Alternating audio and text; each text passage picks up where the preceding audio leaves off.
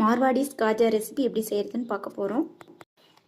100 gram மைதா மாவு, அரை spoon ஓமம், அரை ஸ்பூன் சீரகம், தனி மிளகாய் தூள் 1 ஸ்பூன், மஞ்சத்தூள் 1 ஸ்பூன், பெருங்காயத்தூள் அரை ஸ்பூன், உப்பு தேவைக்கேற்ப 3 ஸ்பூன் அளவுக்கு நெய் சேர்த்து இது எல்லாத்தையும் ஒன்றோட ஒன்று நல்லா மிக்ஸ் பண்ணிக்கோங்க. இந்த மாதிரி மிக்ஸ் பண்ணதுக்கு அப்புறமா தண்ணி சேர்த்து கொஞ்சம் கொஞ்சமாக இதை சப்பாத்தி மாவு பதத்துக்கு நல்லா பிசைஞ்சு எடுத்துக்கணும். எந்த அளவுக்கு டஃப் கொடுத்து பிசைறீங்களோ அந்த அளவுக்கு மாவு ரொம்ப சாஃப்டாக இருக்கும். இதை ஒரு 10 நிமிஷம் மூடி வச்சுட்டு ரவுண்ட் ஷேப்பில் உருட்டிட்டு நமக்கு தேவையான ஷேப் மாதிரி நைஃப்பில் கட் பண்ணி எடுத்துக்கலாம்.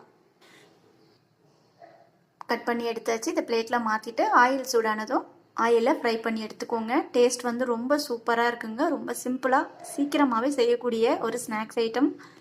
டீயில் வந்து தொட்டுட்டு சாப்பிட்றதுக்கு இது நல்லா இருக்கும். கண்டிப்பாக ட்ரை பண்ணி பாருங்கள். இதை எடுத்துகிட்டு வேறு பிளேட்டில் மாற்றிடலாம். இந்த வீடியோ பிடிச்சிருந்தா கண்டிப்பாக சப்ஸ்கிரைப் பண்ணுங்கள், ஷேர் பண்ணுங்கள், லைக் பண்ணுங்கள். தேங்க்யூ.